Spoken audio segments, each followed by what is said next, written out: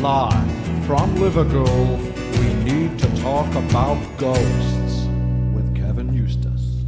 And a wham bam baloo bam a lam bam you. We're back once again. It's a Sunday service. Yes, it is. And you know, these can come out on a Saturday or a Sunday, but today it is a Sunday, which we do prefer.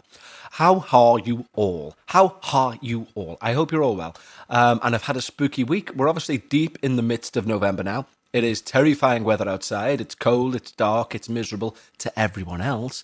But to us, fair weather creatures, we're all wonderful and sing, ha ha ha, yes, the devil himself's coming to tea. How'd you like that, summer bunny? We seem to say. I was also thinking, do you think other podcasters, you know, like when, because what you do, you press play, you hear your intro, oh, there's a magpie, hello, salute, salute, how's your wife? Jesus. That's what I say when I see a magpie, by the way. Becca always says, why'd you say, how's your wife? Jesus. Because Jesus wasn't married, and I say, I don't. It's like, there are full stops there. So it's, hello, how's your, what do you say? Hello, how's your wife? How are you? Jesus. And 4 different things, and then a salute. And if I'm outside, I spit as well, because I've attached every superstition I've heard about magpies into one, like, 5-minute long dance that I've got to do. But that's me being superstitious for you. Anyway, what I was going to say is, you know when you press play in a podcast, if you're a podcast host, you get your intro out the way. Bam, bam, bam, bam, bam, bam. Welcome to Jeff and Jeff's Talk About Pogs, or something like that. And then I was wondering if other podcast hosts go like, here we go. Make this the show, Kevin. This is the show. Hi, everybody. Because I don't. I like, it comes on. It's my voice. Down. And then I have a token of vape. And whatever comes out, which is why this trollop's talking about magpies, etc. Anywho, it's a ghost podcast. Yay! What was I doing yesterday? I was with AJ Styles, the wrestler, yes, and Ricochet, yes. One was a very lovely person, and one wasn't. And you can make your mind up who was whom. I'll give you a clue. The nice one was Ricochet. But I'm sure AJ had his reasons for not being too full of vim and vigour. So that was yesterday, yeah. And next week, I'm recording a show via the medium of Skype, or it could be another magical way. But using internet communications, I will be speaking to my good friends in America, the Ghost Story guys, Brennan and Ian. Yeah, and that's going to be great. So this week we're talking about syncing times and all that carry on. Yeah, going to sync some times. Put it in the DRA. Yeah, so that's going to be really good. Looking forward to that, because those guys are great. As you know, they seem to tend to feature weekly on this show. But yeah, that'll be next week. So that's looking good, isn't it? Yeah. Any more news to tell you before we crack on with scary stories? No, I don't think there is. So shall we get some scary stories up?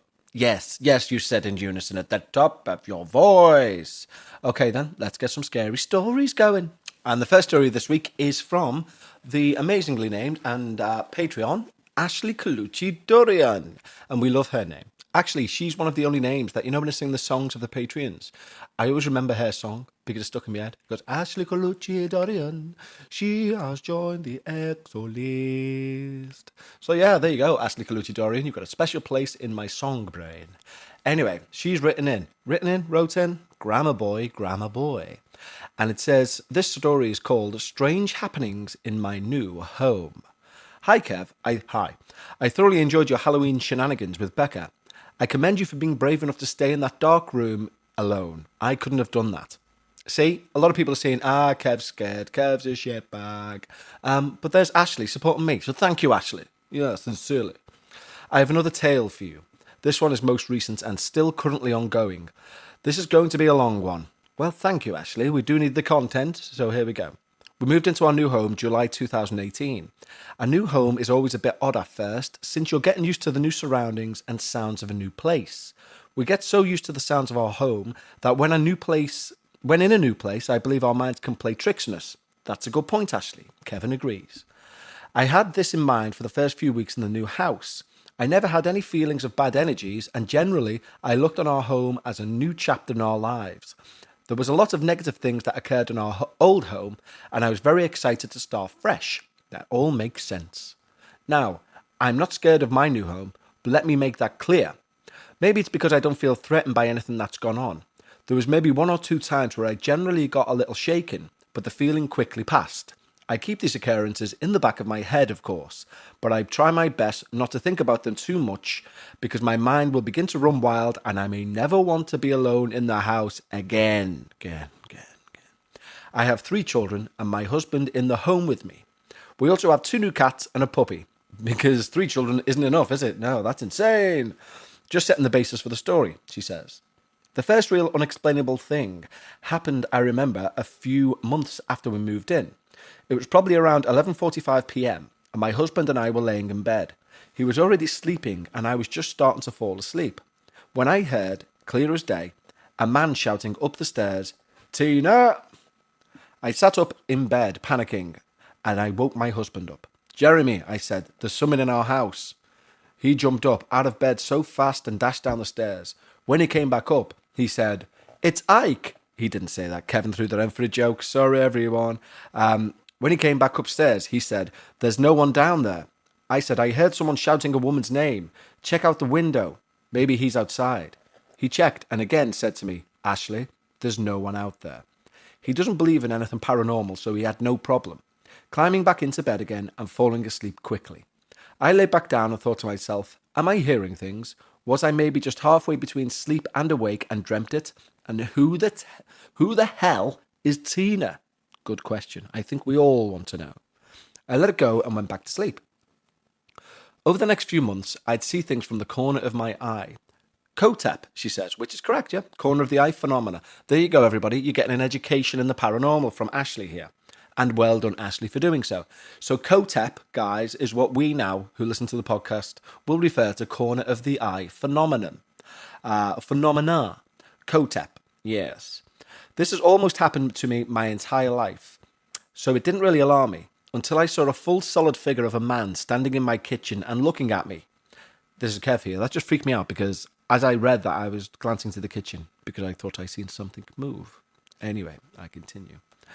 Again, it was from the corner of my eye, so it lasted a split second, but I genuinely jumped back in surprise, my heart pounding. Of course, when I looked, there's nothing there. I heard knocks on my door, validated by my children who went to go see who it was, but there is no one there. This happened in the middle of the day. One night, we're sitting at the table eating supper. From where I was sitting, if I looked to my right, I could see down my front steps and out of my front door. I can see a walkway leading to the front door, outside, so I can see anyone who's approaching the door. I glanced quickly to my right and saw a person walking up the walkway, coming up to my door. I said to my husband, "Oh, someone's coming to the door." We both thought it odd as it was the middle of supper and no one comes to the door at this time. He got up to answer it. "Ashley, no one's at the door," he said. I thought I was going crazy. I know what I saw. The creepiest thing that happened was one night I was downstairs in my basement alone watching some television. My basement is fully finished and we have a home theatre set up complete with a surround sound stereo which rocks the entire house when cranked up to full volume. All right, Ash, show it off there. Just because I've got a crappy 20-inch TV. I'm joking. My husband was upstairs on the phone with someone and I decided I'd better head upstairs and get ready for bed. I turned every single thing off as I do every night. The projector, the surround sound, all of the lights, they were all off. I went upstairs and started to get ready for bed. I asked Jeremy if he would mind finishing his conversation on the phone downstairs because I wanted to read quietly before going to sleep. So downstairs he went. It was probably 15 minutes later, and when he was done on the phone, he came back upstairs and said to me, "You've left everything on downstairs." Uh-oh. I blinked at him, confused, and said, "What?" "No, I swear I turned everything off. I swear to God, I did not leave anything on." "Well, everything was on when I went down there. Don't worry, I turned it all back off." Him being as skeptical as he is, he most likely didn't believe me, but I 1000% turned it all off. Block capitals, thank you very much. His phone rang again, and it was a different friend. He's been about 10 minutes into this conversation when we hear the stereo surround sound turn on at full blast and shake the entire house. We both looked at each other completely startled. He ran downstairs so fast because we did not want it to wake our children up.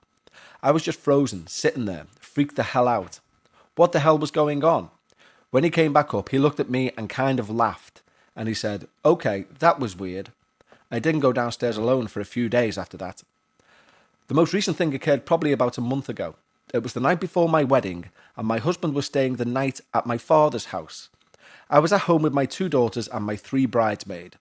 We had just gotten a puppy the month before this, and I had brought her to a kennel for the weekend because I knew we wouldn't be home to look after her very much that weekend with the wedding going on and everything else. Before I go further, I have to explain that my home has 3 levels.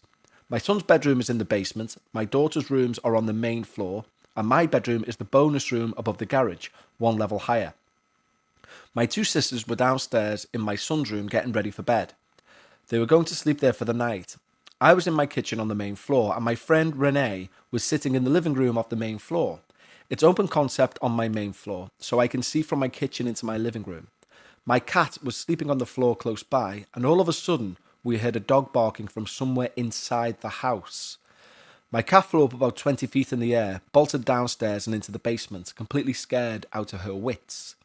Renee and I just looked at each other, eyes huge in block capitals, and we both said, "What the fuck was that?" Sorry, but that's what she said. Don't blame Kev. Don't shoot the player, shoot the game, or whatever the saying is. Did you hear that? My heart was absolutely pounding. It sounded like a dog barking, Renee said. She started to look around the house. I was just shocked.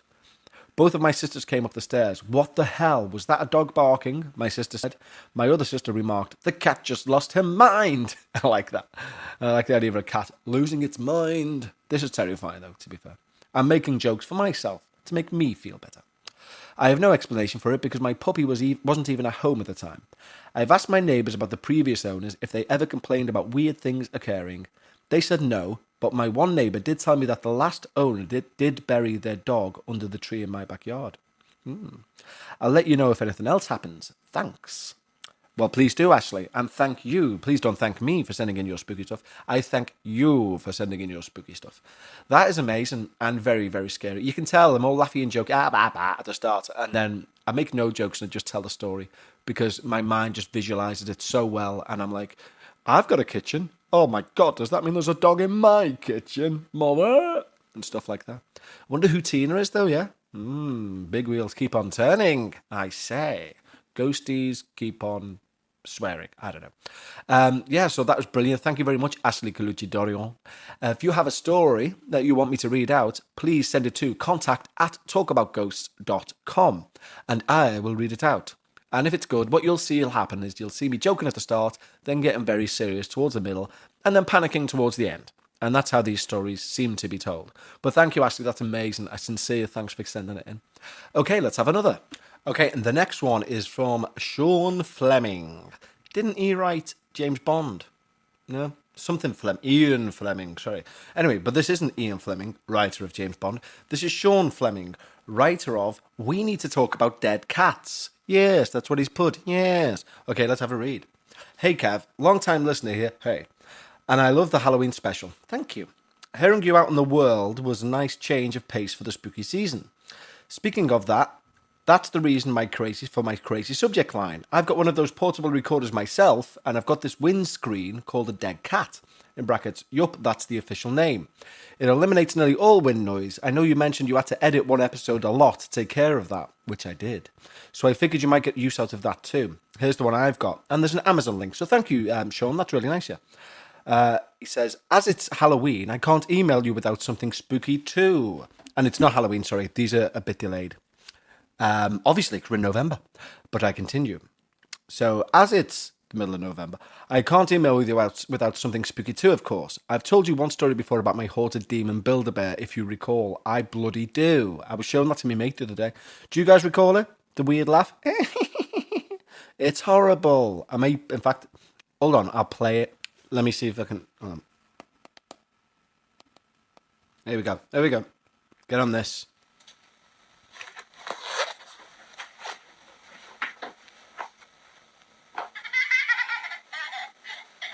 What the hell?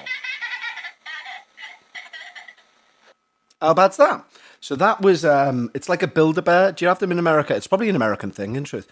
But, yeah, you know, you go into this shop and you make your own bear. Well, Sean and his friends decided that they would make an inside-out bear and put that in its stomach. Yes. And then woke up with scratches and cuts all around them. Because they basically created a little devil. But anyway, so that was Sean's thing that he sent in, that he's talking about there. So he carries on. This isn't a ghost story, but it's the most shocking, unexplainable phenomena I've ever experienced. Experienced? I said that, not Sean. Experienced. To start, I have a twin sister. We've had a few telepathic moments recently, like thinking the same thing at the same time, finishing each other's sentences, but maybe the funniest was when we both spontaneously broke out with Lady Gaga's La La O Ra Ra, or whatever she says in Bad Romance. Oh, La La O Ra Ra Ra, because everyone likes Kev doing Lady Gaga, at the exact same time about 2 hours into an otherwise silent car ride. That's not funny, Sean. That's terrifying. I would have opened her aside, pushed her, and then put my foot down, because that's terrifying. No good can come from that sort of shenanigan. Anyway, the main story here is about our shared dream. One morning, when we were about 12 or 13, I mentioned a strange dream I had, and my jaw dropped when I heard her response. In my dream, I was at our kitchen window behind the table, crouched down with a bow and arrow. Hello. Two of the main four characters from the Chronicles of Narnia movie were guarding the other two windows with their... Windows? Why can't I speak? Windows? It's not even a thing. Sorry, Sean. Allow me to read that sentence again. Two of the main four characters from the Chronicles of Narnia movie were guarding the other two windows with their bows. We were all guarding the house from an army of little gnome creatures. What the hell? Stop smoking that stuff. Now, what shocked me about my sister's dream was that she dreamt she was in my parents' bedroom fighting the same gnomes at their window directly above where I was in the kitchen. And guess who was at the other two windows in there? The other two characters, he says in block capitals. Now, we hadn't watched the movie, read, or even thought about those books in years. At the end of my dream, I turned to see a gnome right next to me in the kitchen holding one of my arrows, and he stabbed me right in my forehead with it. Bloody hell. And everything went black. In my sister's dream, a gnome stabbed her in the back with an arrow. She turned to see the gnome, then it went black. Crazy, right? Yes, that is actually crazy. I still have no absolutely rational explanation for how something like this could happen. The most interesting thing about this shared dream to me is that we didn't have the exact same dream. It was more like we were existing in the same dream universe. Twin telepathy? He asks. Alternate dream universes? I'll never know for sure, but it sure is spooky. Anyway, sorry that I was a bit long in rambling, but I'm sure you can empathise. Ha-ha. He says sympathise, actually. Ha-ha. Happy Halloween. Hope it was a good one. Happy mid-November. Hope you're having a nice one. Yes, I am, Sean. Thank you. Here's to keeping it spooky in all seasons. Sean. I agree, Sean. Thank you very much. That is terrifying. It is terrifying, though, because it's almost like you were both in that, as you say yourself, you're both in that same dream at the same time, experiencing different parts of the dream. Kind of like real life, but in a dream. I mean, at the same time, there were gnomes, there were characters out of Chronicles of Narnia. I've never read that book. I know there's a wardrobe. I know there's a lion. Witch in a wardrobe. Is that lion the witch in a wardrobe? Is that Narnia? Is it? Why am I asking a microphone? I imagine it is, but I don't know all that. I always wind Becca up. Anything like that, which I don't know about, I always say, oh, is that the one with Gandalf in it? Say the same about Harry Potter. Really winds her up. Makes me laugh. But yeah, thank you, Sean. Interestingly, a girl in our work the other day said, guess what happened last night in ours? Anyway, her husband or boyfriend had a dream, a nightmare. He'd woke up about 3. And he said to her, she went, "Oh, you've just jumped up at the start." And he said, "Yeah." He said, "Did you feel the bed moving?" She went, "No, I didn't feel a thing. You must have been dreaming." So she went and got a glass of water, went back to bed. And he went, "It was dead weed." He said, "I could have swore that the bed was moving." She went, "No, because I would have felt it too." They both lay back down to fall asleep. And then the bed dropped and shifted to the right. And they both sat up and they both felt it. And that's an evolving story, guys. So I won't find out any more until this week in work. But I'll be sure to let you know. Anyway, should we have a midpoint? Yes, I think we should. Do we all agree? Can I see a show of hands? I've got mine up, so there's 2. 2 out of 2 ain't bad. At Meatloaf Never Sung. So let's go to a midpoint, guys. Hooray!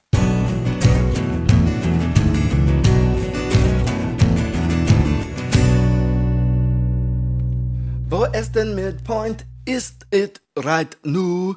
Ja, it is right now. There's me speaking German there. For those who are new to the show, just listen to some back episodes, you'll find out why that's it. There's that magpie again. What do you want from me, taker of steel and shine? Yes. So, sorry, midpoint it is. Hooray! Normally we'd say thank you to the Patreons, but we don't have any new Patreons this week. Yeah, everyone spent their spooky money during October. But if you'd like to be a patron, let me tell you what you get. You will get a weekly extra episode via the Patreon site. Yes, you will. Today's episode is about to be recorded, and that will be me and the lovely Rebecca discussing the Enfield Poltergeist. And what I will be doing is I will be playing audio from the Enfield Poltergeist case, real audio of the actual possession, and getting Becca's skeptical take on it. And we're going to have a good laugh and a good argument about it. So that'll be over at Patreon soon. And all that you can get with all the extra posts and all that jazz for $5 a month. So if you go over to talkaboutghost.com, click the support link, support the show link even, and in there's a link to the Patreon.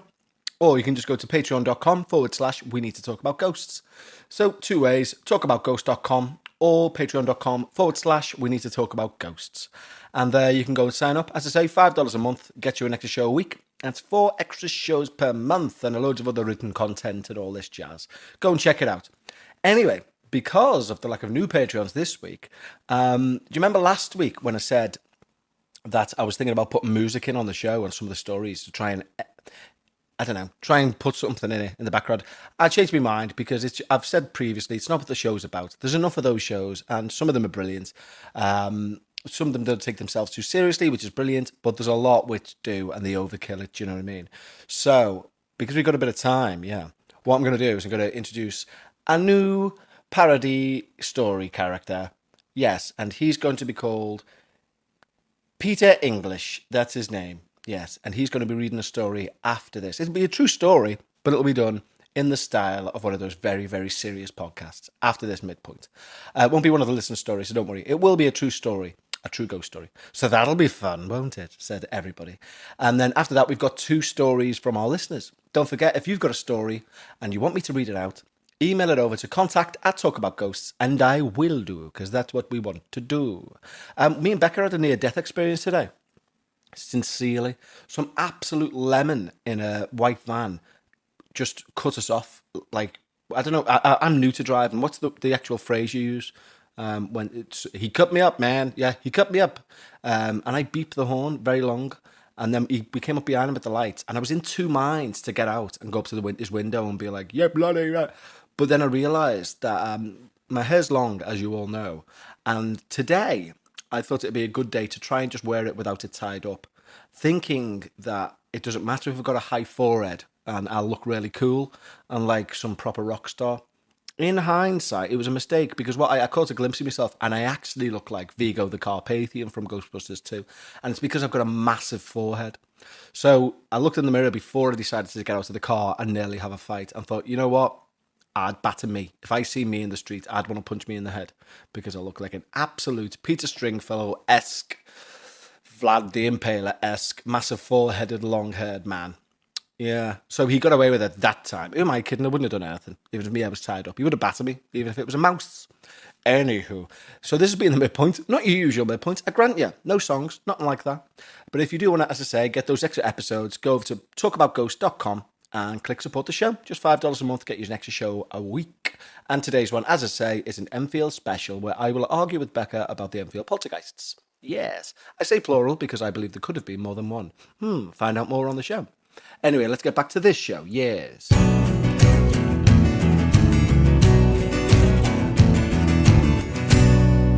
And we're back. Yes, we are.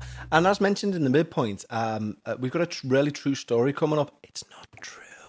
And we've got a special podcast hosting to host it. Yeah, it's very serious paranormal podcaster of the type you'll find throughout the iTunes charts. Yes. And his name is Peter English. And he's the host of Very, Very Posh Ghosts, a very serious podcast called Very, Very Posh Ghosts. So let's go over to Peter and hear his scary story that he sent in.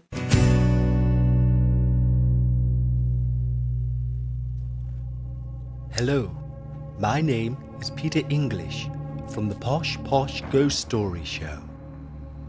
One day in 1972, a man called John Blytington Smith was walking to his local market. He had just shaved his face with a Harry's razor. En route to the market,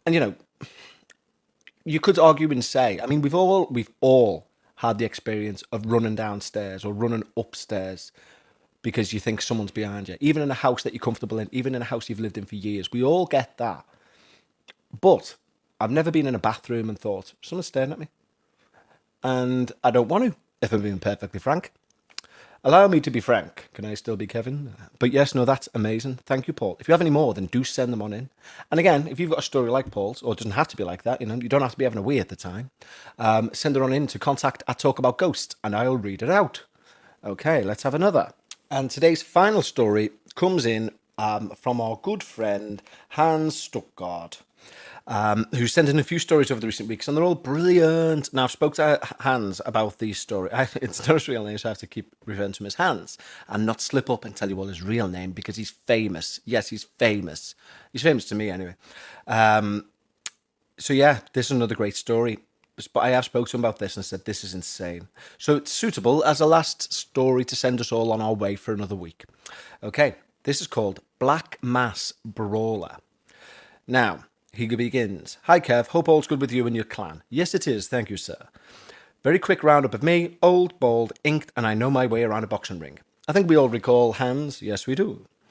I've written you a few stories in the past. I hope you and the listeners enjoyed them. I think on behalf of everyone here, I think we can all agree the bride looks beautiful. Now, I think we can all agree that, yes, we do. I have a few little stories to share, but I've decided to share the most scariest one with you. In my first story, I told you about the strange Southampton Amityville student house. Do we all recall that, listeners? I think we do. Very scary indeed. I may have come across a quite chilled about these events. This is because I've had an even worse experience when I was in my teens in Ealing. These events would stalk me from the age of around 11 through to 17-ish. From the age of 8, I was heavily interested in boxing. My hero was Frank Bruno, and I dreamt of being in the ring with him, strutting my stuff. I joined a boxing studio based in Brixton, as all the closer ones to my house were either very expensive or full. I used to cycle there 4 times a week and was lucky enough to be taken in by a trainer shortly after joining. He was a bold as brass hard case called Mike, but very friendly and encouraging. Mike gave me a full-on schedule for the week. This included a proper diet, training 6 days a week, in brackets 4 in the studio, a 6-mile run every day, and the best advice Brixton could provide. I bloody loved it, he says. Around that time on my street, we had a string of unfortunate events happen. Nothing to my family, luckily. But a neighbour a couple of doors down killed his family. Bear in mind that this was the mid to late 80s, so it was quite a big deal, and it was on all the papers and on TV. I even remember BBC interviewing my mum. There was a couple of suicides on our street also, though I didn't know about this as I was still young. But basically, bad vibes around my house. There was a grass clearing directly across from my house where I used to play football. Though after what had happened, we kind of just stopped playing. I would use this grass area to run around, much to the displeasure of my mum. I would wake up in the morning and go straight for a run before school. There I would see the odd milkman, but for the most time it was quiet and empty. As I said, I was only 11 at the time. The only thing that truly scared me was science at school and not keeping up with Mike's routine. One summer morning, I was running around the clearing. I was about 20 minutes in when I noticed a dark figure directly in front of me, about 10 foot from me. He/she... What was that? Sincerely, what was that? My arse has just gone. You heard that noise like I did. I've got my headphones on, so you heard it as perfect as I did, and I don't know what it could be because nothing's fell. Not the prime opportune moment for something to happen there, really. I'll be perfectly frank. Can I still be Kevin? Right, anyway. God in heaven. Anyway, sorry. One summer morning, I was running around the clearing. I was about 20 minutes in when I noticed a dark figure directly in front of me, about 10 foot from me. He/she/it was close to me. This was bloody freaky, as it was a bright summer morning, and I had been able to see everyone/everything around me, even from the other side of the park. This figure quite literally just appeared, but I could not make out a face, just an outline of a body. I was obviously taken back and looked them up and down whilst I was looking. They just disappeared, no smoke, no flash of light, they just vanished like they were suddenly wiped off the earth. That's horrible. I ran across the park, in brackets avoiding that area, back to my house and told my sisters and brother about this monumental event. I was scared, I was shaken, I was now late for school. I told everyone about it, teacher, friends, neighbours, family and Mike. Strangely, no one dismissed me. They all listened and told me to be careful. That's weird. Because you'd expect all of those people, all adults, to say to a child, which is what you were, don't be silly, da-da-da. But, where are we? Yeah, it was only my mum and dad who told me to stop running there. I started to just bike it around instead of running. Mike said that was fine and even got me a new helmet for my long journeys. But every so often, when I was leaving my house or returning, I would see that figure in the park. On more than a couple of occasions, my brother and sisters would say they had seen something, and I believed them as they'd always seemed very freaked out. This sort of thing would happen maybe 7 or 8 times a year. When I was 14, we moved to Wimbledon. This was perfect for me as I was now closer to school and the gym. By now, I was a bit more cocky and more confident, and I knew I could handle myself if anything happened to me or my mates. Hell, I'd even go to Millwall FC games on my Todd and be absolutely fine. That means on your own. On my own and be absolutely fine. Now it could scare me in those days. Oh, and Millwall was, in those days, renowned for trouble. The ground was, anyway. A person or some kind of black mass a good 15 metres in front of me. Oh, hold on there. I've jumped there. Sorry. But one night I was walking back from the tube along St. George's Road, and I saw something in front of me. Well, I've kind of spoiled what it is there. A person or some kind of black mass a good 15 metres in front of me, still and menacingly staring at me. I dropped my bag and went into fight mode. Nothing was going to test me tonight. I'd done well in sparring, and my black boxing gloves were around my neck. Bring it on, black mass weirdo thingy, he says. I shouted something sweary and confrontational at this person. Thing, bogeyman. And then he says, dick move, hands. Dick move, which I think we can all agree is the phrase of the decade. But nothing. I stepped closer, but again, nothing. And just as before, it vanished.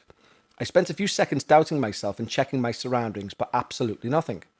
Perplexed and shocked, I headed hastily home. I had only turned a corner when something banged into me. I fell hard to the concrete floor in shock and saw very briefly a black mass which then just went. I ran as fast as I could home. I was proper scared and freaked. So freaked that I didn't even know that when I fell to the floor, I fractured my right elbow. I was out of action for a month or so.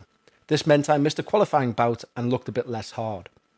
Most importantly, this black mass / demonic thingy had attacked me. I only told my brother about what happened. I told everyone else that I tripped on the curb. Over the next few years, I saw the same black mass / dickhole / Beelzebub figure 4 or 6 times a year. I like the way he didn't put 5 in there. 4 or 6, it was never 5. It was 4 or 6, I tell you. Each time I would run round or ignore it. Nothing else happened. But I was always aware of something near, something watching me, even in populated areas. I would see something in the corner of my eye. Kotep, there you go. Once on a date in a restaurant, saw something by the door come and then go, just at the same time when I was a child. But again, nothing as bad as that night on St. George's Road. By the time I was almost 20, and it had stopped. But then he went to uni in Southampton, where the Amateurville house was. The end. He then says, hope this has spooked someone and hope everyone had a fantastic Halloween. All the best today, tomorrow and always. Kind regards, Hans Stuckgard. And that was very nice of him. And what a story. What a story. A black mass attacking people. Oh, that could be the name of the episode, because that's quite a double entendre, isn't it? Black mass. If I put the black mass, people will go, a satanic ritual. No, the devil himself in cloud form attacking people. Have you seen that video? I say this to everybody. Have you seen that video on YouTube of a man getting dragged down a corridor by a black mass? It's without a doubt faked, but that said, that's kind of what Hans is describing there. So maybe it's not faked. It looks faked because maybe it's too out there to be real. You know, a black cloudy mass grabbing someone by the neck, the leg, and dragging them down a corridor, all conveniently caught on tape. That said, that's kind of, without being grabbed, what Hans has just described there. So maybe I'll have to review that video and see if it is as fake as I first thought, because maybe it ain't. That's amazing. And you know what is an interesting little synchronicity thing? I've been reading this week about the house in Ealing. I think it's called Number 1, the Orchids or something. Anyway, a very famous person, a reporter, took his son up to this house, and his son apparently heard voices in his head telling him that if he jumped off the balcony it was only 4 inches to the ground.